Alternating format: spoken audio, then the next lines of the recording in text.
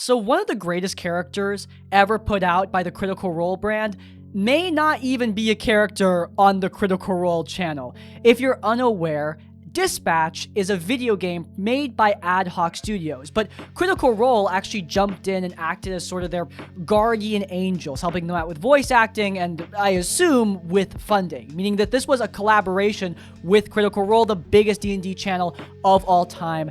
And guys, I gotta say, Critical Role clearly have an eye for talent because, damn, Dispatch has taken off. It's gone viral all across the gaming internet. Tons of Let's Players are playing it and loving it, and that makes sense. The game seems like it was practically designed to go viral on the internet. I mean, you had the collab with this massive online brand in the form of Critical Role. Multiple characters are voiced by very famous YouTubers like Charlie from Moist Critical and Jacksepticeye. You also have the fact that this is a choice-based video game. Those were really popular during the Telltale days, but ever since Telltale folded, they've definitely fallen out. Telltale, though, in its heyday, was almost entirely fueled by essentially free advertising from Let's Players. These kind of choice-based video games just get really popular in the online discourse, and so having a new one all these years later after Telltale folded, it was bound to draw some attention. But let me make it clear.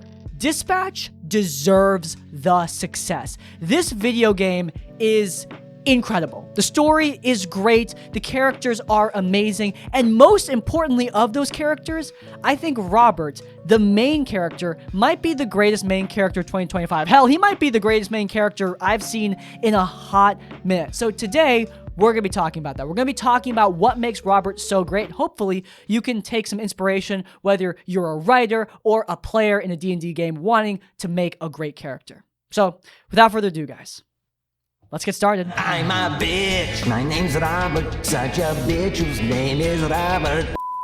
Okay, so this should go without saying, but this is a choice-based video game. Your Robert might be different from the Robert I'm talking about. I will also say that Dispatch, despite being choice-based, is fairly linear, and Robert's character seems very consistent across the board. I've watched multiple Let's Plays, I've watched videos comparing different dialogue options. His characterization is solid no matter what route you go. I just want to clarify that personally, I will be mostly talking about my own experience with this character. I did a good playthrough. I ended the game as a true hero. I just want to give that context, just in case there's any differences between how you played Dispatch and I played Dispatch. Anyway, with that being said, we should definitely talk about, who Robert is, just in case you don't play Dispatch. Robert was once the superhero Mecha Man, but after a showdown with his arch nemesis Shroud, the Mecha Man suit was destroyed, his family legacy obliterated. Robert is now just a guy, and he cannot be a superhero anymore without the suit. He's broke, he's desperate, and he's alone. But a woman named Blonde Blazer comes to him and offers him the opportunity of a lifetime. He comes to work at her company, the Superhero Dispatch Network, mentor a group of supervillains and turn them into real heroes, and she and her company, they will fix up the Mecha Man suit. He can be a hero once again. And so, begins the game, Dispatch. The premise is fun enough, a superhero office drama, but what makes Robert so great is not the story he was placed in, nor the setting. I think one of the big reasons is that Robert has a very unique character arc. You see, for a lot of the characters that we know and love, they need to grow in some way over time, right? Like, think about Batman in the most recent Batman movie. Batman starts the movie as a very cynical guy. He thinks he just needs to bring vengeance to Gotham, but over the course of the film, he learns that he was misguided. This place doesn't need vengeance, it needs a symbol of perseverance. He can lead the people, not just skulk in the shadows. That is what we call a positive character arc. Bruce Wayne learns to grow as a person throughout the course of that movie, and it's great. I love that movie. Robert's character arc, though, is very different from that. He doesn't grow. He doesn't need to. He's already a good person. In fact, his character arc throughout this game is mostly about him resisting negative change and encouraging positive change, not in himself, but in the people around him. Now, that's not to say that Robert has no problems in his life. As I said before, at the beginning of the game, Robert is straight up broke. He's lost everything. But that doesn't reflect on his morality as a person. He lost everything due to circumstance, which, just as a side note, I want to applaud the maturity of the writers. We as a society, I feel, have a problem with associating morality with physical success. Like, if you're rich, that means you're a good person. If you're a bad person, then you're probably broke and desperate and sad. Sorry to break it to you, that's not often how the world works. Sometimes good people just get screwed over. Sometimes bad people rise to the top. It happens. Robert, being a good person who lost everything, is perfectly fine, and this game treats it as normal, which I think is a very mature point of view. But anyway, back to the character arc. Robert being broke, if anything, proves how good of a person he is. He gave up everything to maintain the Mecha Man suit, this family legacy, to still be a hero and to save people across Los Angeles. Why did you do it? Do what? Sacrifice everything to be a superhero to the point of financial... Ruin? I was gonna say hardship, but ruin was the first word that came to mind, yeah. You must be completely broke at this point. I don't know. I guess I just like helping people. That's how he starts the game, and the rest of his story is about him trying to maintain that goodness, to still be a good person despite everything that he's going through, despite all the frustration at the office, despite being broke, despite his arch nemesis's return. It's a lot, but Robert perseveres. This kind of character arc, where a character is trying to remain the same despite negative influences, is often given to golden boy characters, most notably Superman. Superman goes through this kind of character arc all the time because Superman is supposed to be this beacon of goodness. Obviously, Superman does occasionally have positive character arcs where he learns to grow as a person, but because of Superman's characterization as a goody two-shoes who wants to help people, usually there's not really much of a reason for him to change. He's a good guy. So instead, stories focus on trying to influence Superman into the more negative and having Superman resist it. I will also note, tying into the previous Superman point, that this kind of character arc is often given to characters who are also very physically capable. Like, for example, in God of War Ragnarok, Kratos has this character arc of resisting physical change. And if you know anything about Kratos, you know he is very physically capable. With that being said, Robert is refreshing in that sense because he's, one, not a goody two-shoes kind of character. He's definitely not the same characterization as, say, Superman, but we're going to get into that later in the video when we start talking more about his personality. The other reason he's refreshing, though, is because he is definitively not super. He's not Kratos. He's not Superman. He's just a guy. We often put this kind of character arc on characters who are morally very perfect or physically very strong because that's what we see as the pinnacle of our society. But giving this character arc to Robert, I think it means a lot because he's neither of those things. He's not the perfect guy. He's just a dude that's trying his best. And physically, he's, again, just a dude. By the time of the game, he's been in a coma for months and he's physically out of shape, even if, to my eye, he's still a pretty attractive guy in my mind. But the point is, yeah, he's not Superman or Kratos. This game allows a character who's very normal to still be the epitome of good, to still uplift the people around them because you don't need to be super. You just need to be good. And that is what makes Robert so awesome throughout his adventure. I have no hopes, I have no dreams. Oh my god, another thing that makes Robert very refreshing, his competence. Like I said earlier, Robert is a very normal guy, but the game doesn't let him look weak or useless. In fact, he is an intrinsic part of the team. He is incredibly valuable. And hell, even before he meets his team of supervillains he needs to reform when he's a dispatcher, even when he's Mecha Man, we see that competence. He infiltrates the hideout of his nemesis, not with the Mecha Man suit, but just on his 2 feet. He's completely capable even without his suit. And the reason he did that is because the suit was damaged. We don't learn this until later, but Robert clarifies that at the very end of his career, when the suit was destroyed, he was already holding it together with just duct tape, meaning he couldn't rely on the suit. But that didn't stop him from going out there. on his own, which is just great. And once he becomes a dispatcher, we see Robert's competence still show through. Yeah, he's not nearly as capable as he was when he's Mecha Man, but the game still treats him as valuable, even with just mundane skills. You're heroes now. Heroes don't start fights. You finish them. Team management, leadership skills, just basic office stuff. But the game and the story and the writers, they don't demean that. They make that the point. Robert is incredibly competent in these very useful, very practical, real-world skills, and that allows him to lead this team of villains and turn them into a team of heroes. Now, let me make it clear at the end here that Robert's competence does not make him perfect. He does mess up. When I talk about competence in shows and movies, when I talk about competent protagonists, I'm not talking about perfect protagonists. I'm talking about protagonists who encounter walls and then use their skills to find ways around them. I think my favorite movie or piece of media ever when it comes to this subject is The Martian. The Martian is basically competence porn for me. Matt Damon's character in that movie is trapped on Mars and needs to find a way to survive. Throughout this process, he's not perfect. He hits plenty of roadblocks. He's obviously in a very terrible situation. He is trapped on another planet. But despite all that, he uses his skills to survive. And watching him be good at surviving is awesome. Watching Robert be good at managing and leading this team, a mundane skill that many of us in the real world have, it's just really refreshing. Robert isn't dumbed down when he stops being a superhero. He is still very much in control. This video is sponsored by Run from the Dark, a folk horror role-playing game available for pre-order now on Kickstarter.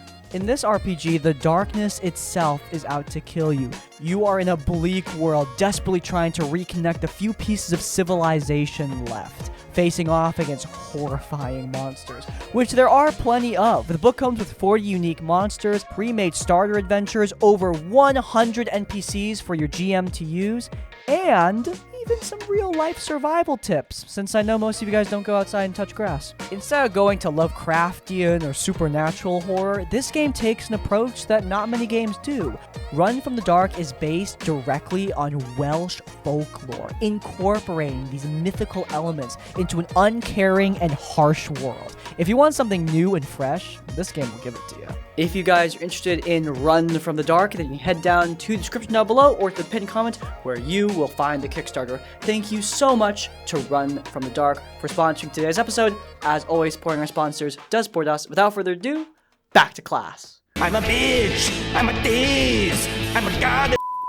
Now, that last point was more about how he leads the team in like a work sense, lending his skills to help them in the field. This next thing, though, that's more about Robert's soft skills. And that is to say, I really love how mature Robert is throughout this game. Look, ever since young adult fiction just like blew up in film, we have seen a lot of less than mature protagonists. Now, I am not trying to dogpile on that. I, myself, love some cartoony, cheesy, immature protagonists. For God's sakes, The Owl House is one of my favorite shows of all time. I'm perfectly okay with the cheese. But, especially when it comes to more adult-centric shows, I do like seeing characters who are more mature, who have the ability to joke around, but also focus up when the job requires it. One thing that immediately showed Robert's maturity is that he didn't complain about being a dispatcher. Like, this guy was once one of the greatest superheroes in America. Then his suit gets destroyed, and he's relegated to a desk job. But he doesn't treat it as beneath him. 18, this is your dispatcher, Robert Robertson. I'm starting my first shift.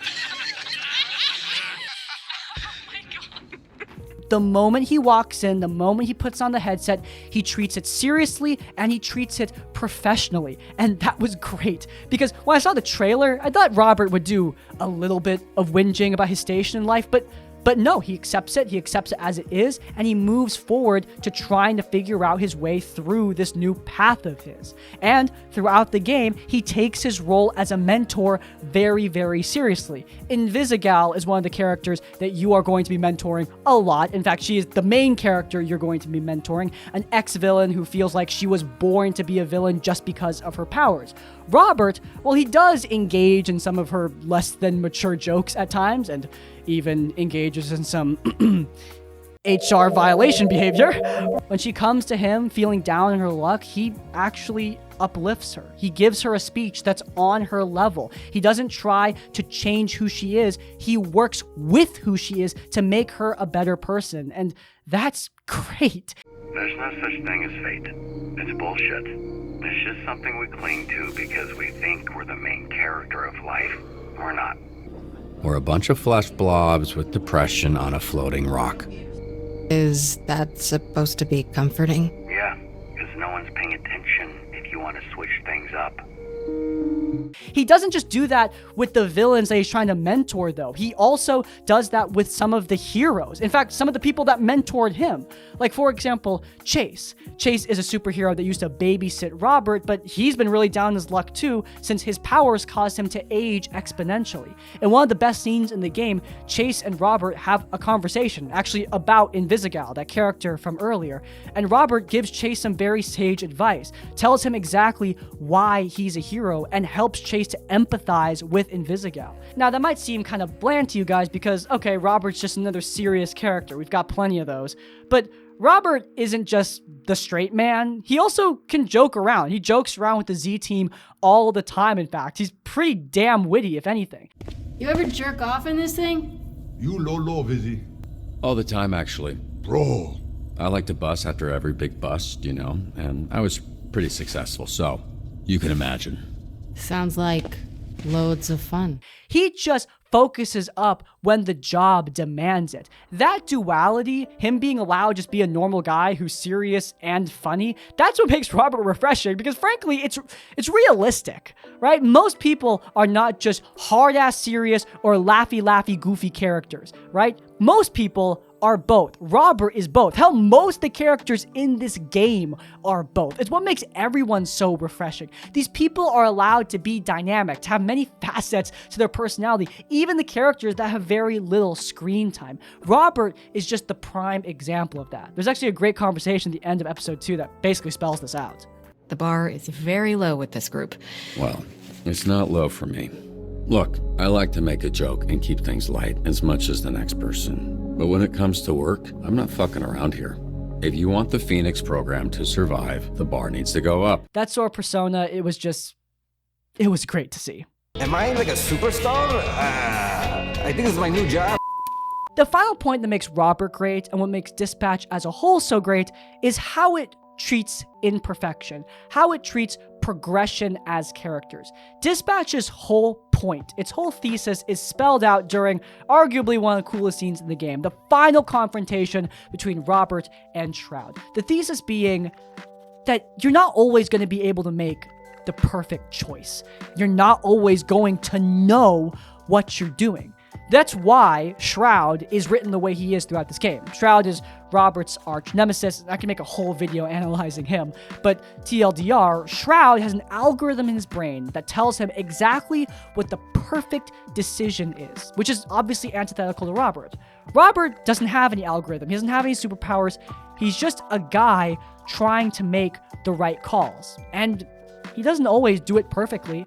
When he went to avenge his father, he got the Mecha Man suit destroyed by Shroud. When you cut either Sonar or Coupe midway through the game, you turn them on the path of evil. Many of the decisions throughout the game have direct consequences to the future of the story. Hell, even when you're dispatching, most of the time, you're not going to have a perfect chance at success. And that's the point.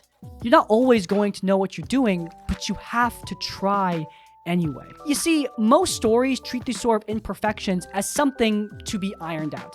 Like, take most of our favorite superhero shows, for example. Early on in Daredevil meets with Wilson Fisk and his bad guys, and despite the fact that Daredevil did well in the fight, Daredevil still overall gets his butt kicked. And then later on in the show, Daredevil progresses, and then he kicks Wilson Fisk's butt instead.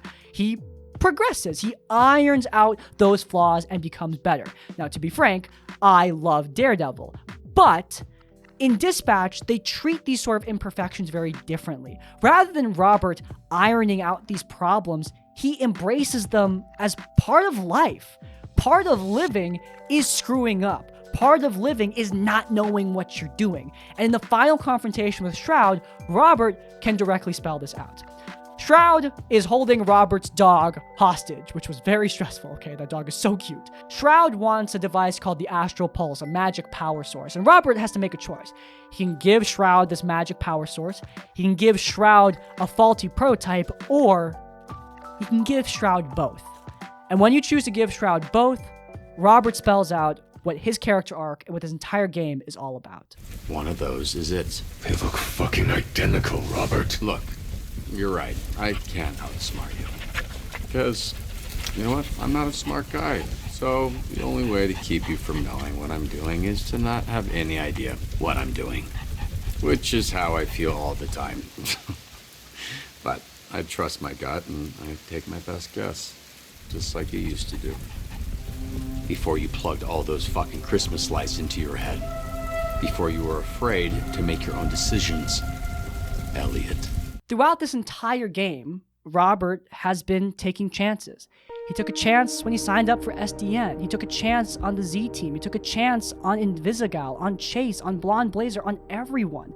He didn't know what he was doing the vast majority of the time, and yeah, it's not always going to work out. But the point of Robert's story is that that's part of life. You can't let that make you afraid of making your own decisions, of putting one foot in front of the other. Yeah, sometimes you're gonna screw up, but other times it's all gonna work out just fine.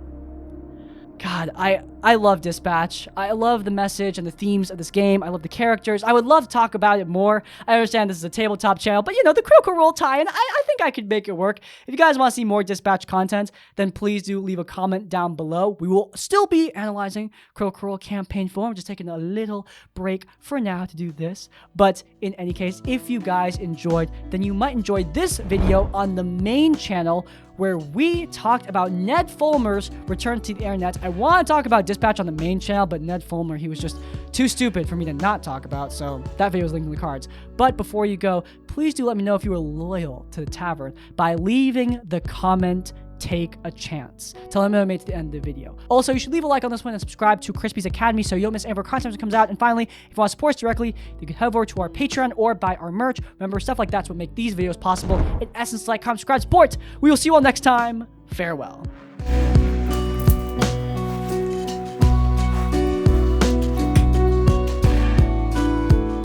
There we go.